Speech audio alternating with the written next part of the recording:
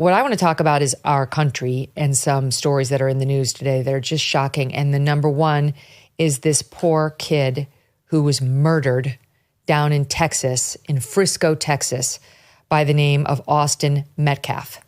It's all over the news today. He was at a track meet in North Texas.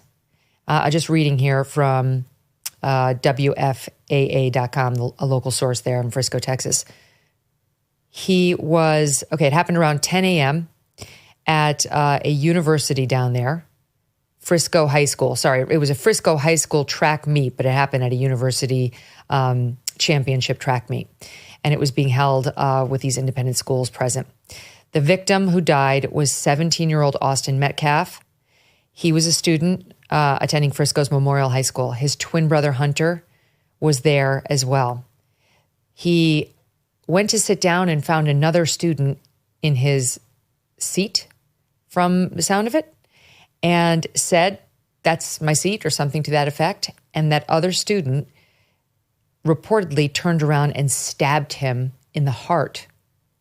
This kid who got killed was 17. He had a 4.0. He was a football star. Sorry. And he was dead, it seems, very soon thereafter. His twin brother held him as he died and was barely able to speak about it.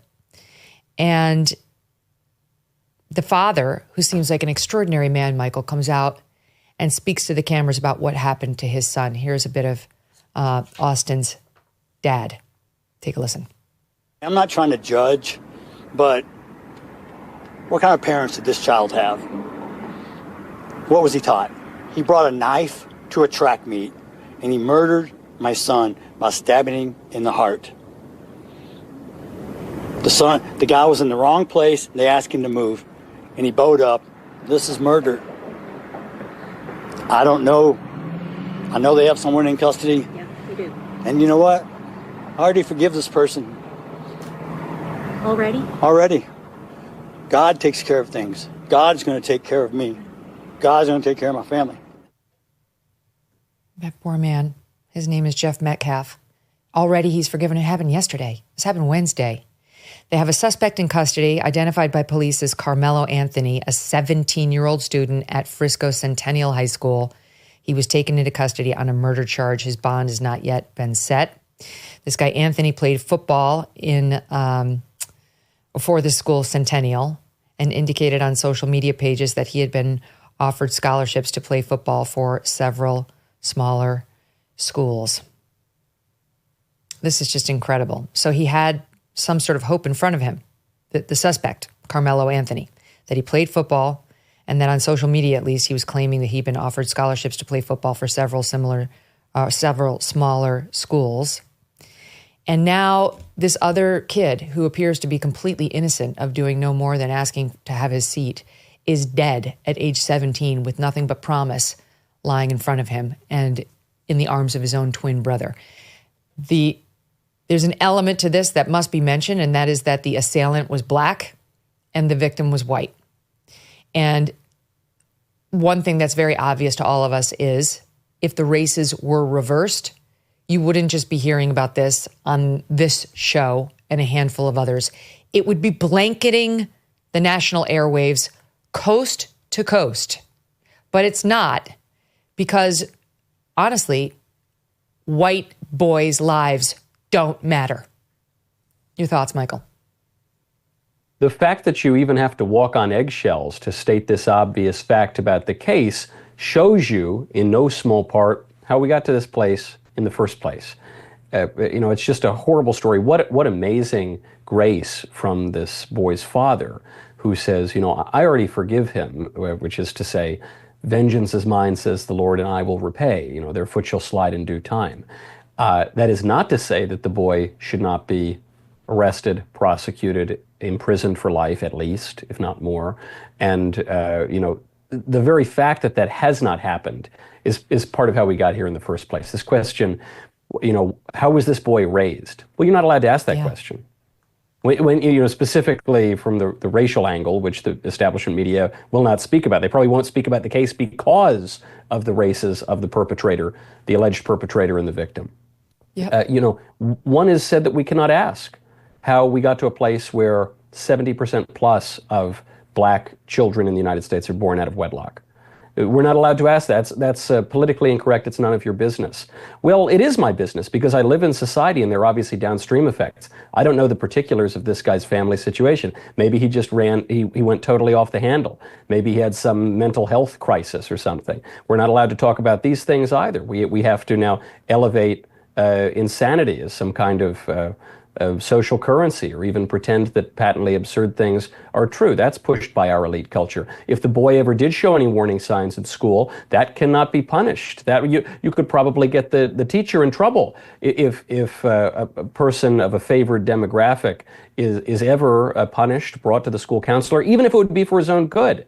We're not allowed to talk about any of these things. And so, in a very real sense, political correctness, the leftist, especially racial ideology, has created this environment. And the most insidious part of it all is that the elites who are going to be chattering about this today will never have to face the consequences of these kinds of behaviors, policies, and ideology, because they're going to send their kids to the really fancy rich school where everyone has two parents and an intact family and violence is not tolerated, and they will be totally insulated from the effects of their radical social engineering. Meanwhile, the people who don't live in the gated communities, the people who have to live with the effects of not punishing perpetrators, not looking out for red flags and putting kids into course correction and education. The people who won't even arrest criminals on the streets, who instead, when you have a case, to use a recent example of Daniel Penny, for instance, on the New York City subway, protecting innocent people from a perpetrator, what is the very first thing that the liberal prosecutors do? They go after the good guy who was protecting the bad guys. Because of all of this, you have real victims of, in this case, a 17-year-old kid had his whole life in front of him. In this case, the boy's family, who looks around, and the tragedy on top of the tragedy here is that these kinds of incidents are all so predictable.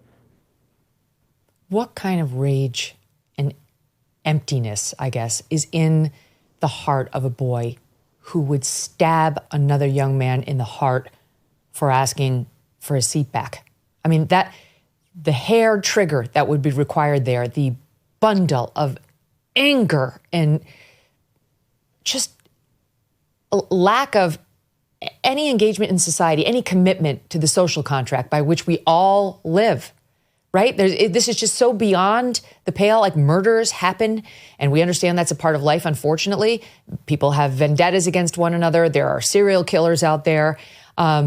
People get angry and overreact, but that usually, Michael, you can see the circumstances. You're not justifying it, but you understand, okay, it was manslaughter, it was the heat of passion, or it was some gang hit, or it was a mob hit, or it was, just some sort of long vendetta between the two, or it was a cheating spouse. There's something where you don't accept, but you can at least understand.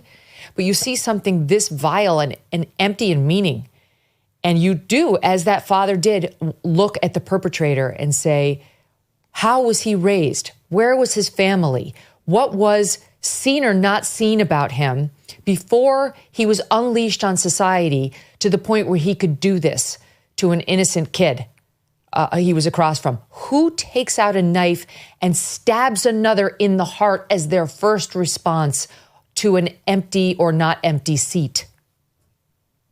Are you telling me that there is no warning sign here? That's my question to everyone involved at this school, in this alleged perpetrators community. You're telling me there was no warning sign? I have a hard time believing that. As you say, Megyn, the hair trigger to go off because someone says, excuse me. And by the way, I think a lot of people have seen this kind of thing from individuals where you just know, often, you won't even go approach them on the street. You just know the all of the red flags, all the warning signs. But in this culture, we're not allowed to mention that.